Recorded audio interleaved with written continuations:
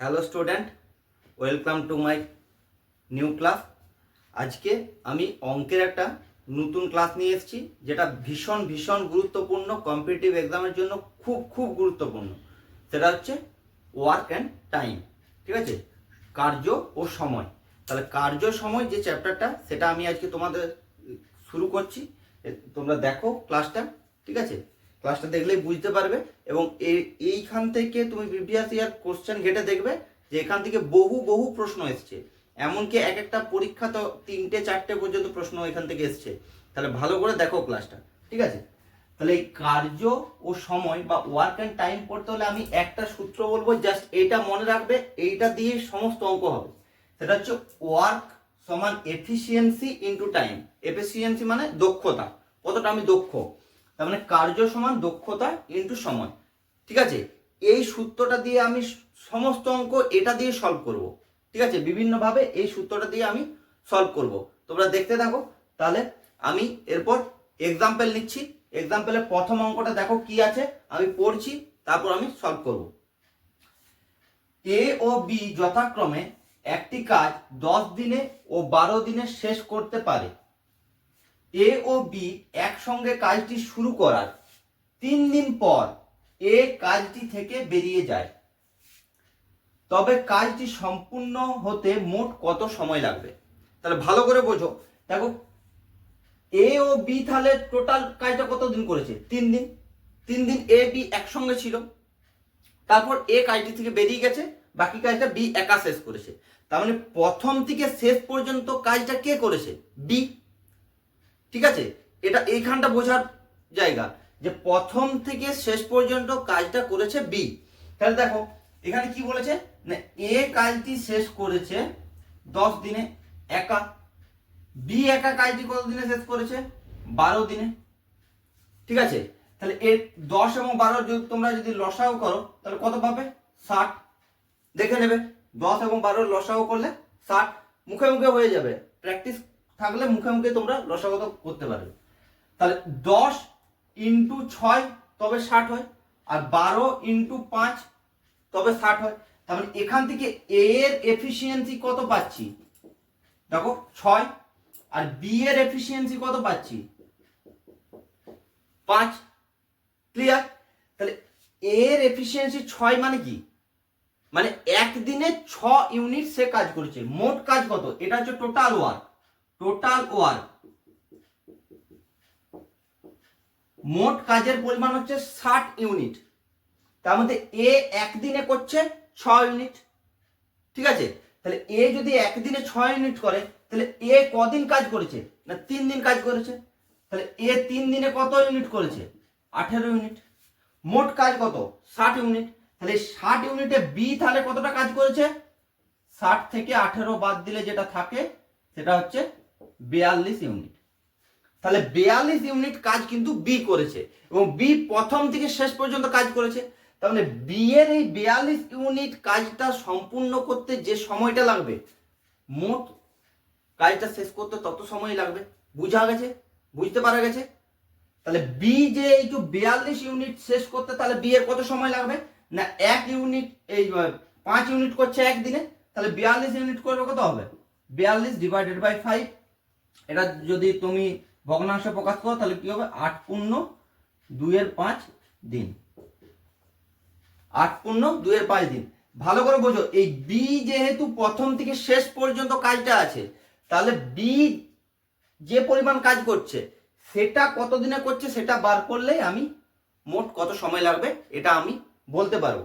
এই জায়গাগুলো বুঝতে হবে যে আমি ধরবো কোন জায়গাটা, মানে কোনখান থেকে আমার অঙ্কটা হবে সেটা বুঝতে হবে, তাহলে তুমি সহজে করতে পারবে। দেখো আমি এফিসিয়েন্সি দিয়ে করে দিলাম। এখানে কি বলেছিলাম? ওয়ার্ক সমান এফিসিয়েন্সি ইন্টু টাইম। তাহলে আমাকে টাইম বের করতে বলেছে, টাইম সমান কি হবে? Work divided by efficiency. ঠিক আছে, এখানে আমি টাইম পেয়ে গেছি। Work divided by efficiency, efficiency B এর 5, ওয়ার্ক কত করেছে? 42, এটা পেলাম। ক্লিয়ার? বোঝা গেছে? দেখে নাও। এরপর পরের অঙ্কটা আমি শুরু করব। তাহলে এরপর আজকের ক্লাসের দ্বিতীয় অঙ্ক, দ্বিতীয় এক্সাম্পল। দেখো অঙ্কটা পড়ছি। প্রথমে দেখো, এ বি ও সি একসঙ্গে একটি কাজ 15 দিনে শেষ করতে পারে। বি ও সি একত্রে ওই কাজটি 20 দিনে শেষ করতে পারে। তবে এ একা কাজটি কত দিনে শেষ করতে পারবে? এই টাইপের প্রশ্ন কিন্তু পরীক্ষায় পড়ে, তোমরা দেখেছো প্রিভিয়াস ইয়ার যারা প্রশ্ন দেখেছো, যারা নতুন তারা হয়তো দেখোনি, যারা বিভিন্ন পরীক্ষা দিয়েছো তারা দেখেছো এই টাইপের প্রশ্ন কিন্তু পরীক্ষায় আসে। তাহলে দেখো প্রথমে কি বলেছি, এ বি ও সি একসঙ্গে কাজটা করছে 15 দিনে, আর বি আর সি আবার একসঙ্গে কাজটা করছে 20 দিনে। তাহলে দেখো আমি এখানে লিখছি এ প্লাস বি প্লাস সি কাজটা করছে কত দিনে?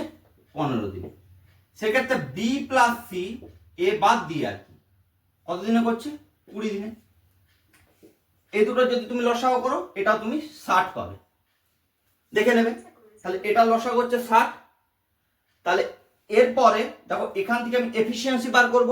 তাহলে 15 ইন্টু 4 আর 20 ইন্টু 3, ঠিক আছে। তার মানে এ প্লাস বি প্লাস সি এর এফিসিয়েন্সি কত? 4, আর বি প্লাস সি এর এফিসিয়েন্সি কত? 3। তাহলে এখান থেকে তুমি খুব সহজে এ এর এফিসিয়েন্সি পেয়ে যাবে। এ প্লাস বি প্লাস সি কত আছে? 4, বি প্লাস সি 3, তাহলে 4 থেকে 3 বাদ দেবো। তাহলে এ এর এফিসিয়েন্সি কত? 1। এটা বোঝার আছে। এখানে দেখো এ প্লাস বি প্লাস সি এর থেকে যদি বি প্লাস সিটা বাদ দিয়ে দিই তাহলে কার এফিসিয়েন্সি শুধু পড়ে থাকবে? এ। সেই জন্য দেখো সেটাই আমি করেছি এখানে। তাহলে এ এর এফিসিয়েন্সি কত পেয়েছি? 1। আচ্ছা, তাহলে টাইম এ এর কত লাগবে? এ টাইম কত লাগবে? টাইম সমান কি বলেছি? Work divided by work divided by efficiency. Work কত? 60 ইউনিট, এটা total work. Clear? Divided by efficiency কত? 1। তার মানে হচ্ছে 60 দিন সময় লাগবে এ একা কাজটা কমপ্লিট করতে। মোট সময় লাগবে 60 দিন। বুঝতে পারা গেছে? দেখো খুব সহজে আমি কিন্তু অঙ্কগুলো করছি। এই যে এত যে লিখছি এগুলো পরীক্ষার হলে তোমাকে এত লিখতে হবে না, তুমি চটপট করবে, এখানে 60 পাবে, এখানে এফিসিয়েন্সি বের করে নেবে 1, মানে অ্যান্সার 60 হবে, দাগ দেবে। ঠিক আছে, 30 থেকে 40 সেকেন্ড লাগবে। ক্লিয়ার? বুঝতে পারা গেছে? তাহলে আজকের ক্লাসের তৃতীয় অঙ্ক দেখো, ঠিক দ্বিতীয় অঙ্কটার মতো একই টাইপের অঙ্ক।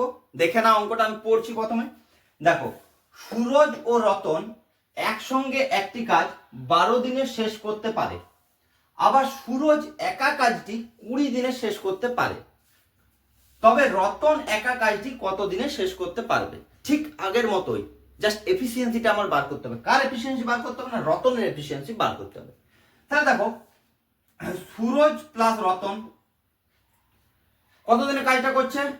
12 দিনে। আর সুরজ একা কাজটা কত দিনে করছে? 20 দিনে। এদের যদি তুমি লসাগু করো তাহলে কত হবে? এটাও 60ই হবে। ক্লিয়ার? আচ্ছা, এরপরে দেখো তাহলে এটা কত হচ্ছে? 5, এটা কত হচ্ছে? 3। ঠিক আছে, তার মানে এখান থেকে দেখো সুরজের আমার এফিসিয়েন্সি কত পাচ্ছি? সুরজের এফিসিয়েন্সি পাচ্ছি 3, আর সুরজ প্লাস রতনের এফিসিয়েন্সি কত পাচ্ছি? সেটা পাচ্ছি 5। তার মানে এখান থেকে রতনের এফিসিয়েন্সি কত হবে? 5 মাইনাস 3, 2। ক্লিয়ার? তার মানে রতনের এফিসিয়েন্সি হবে 2। তাহলে এরপর দেখো বলেছে রতন একা কাজটি কত দিনে শেষ করতে পারবে। তাহলে মোট টোটাল ওয়ার্ক কত আছে? 60। তাহলে রতনের টাইম লাগবে কত দিন? 60।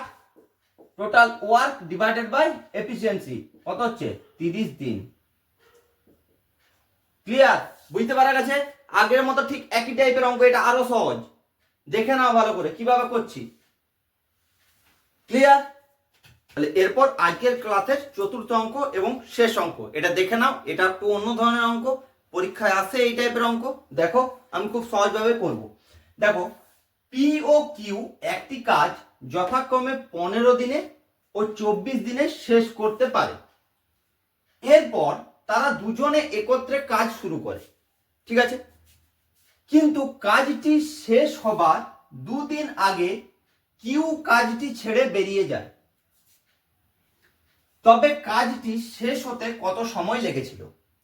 দেখে নাও।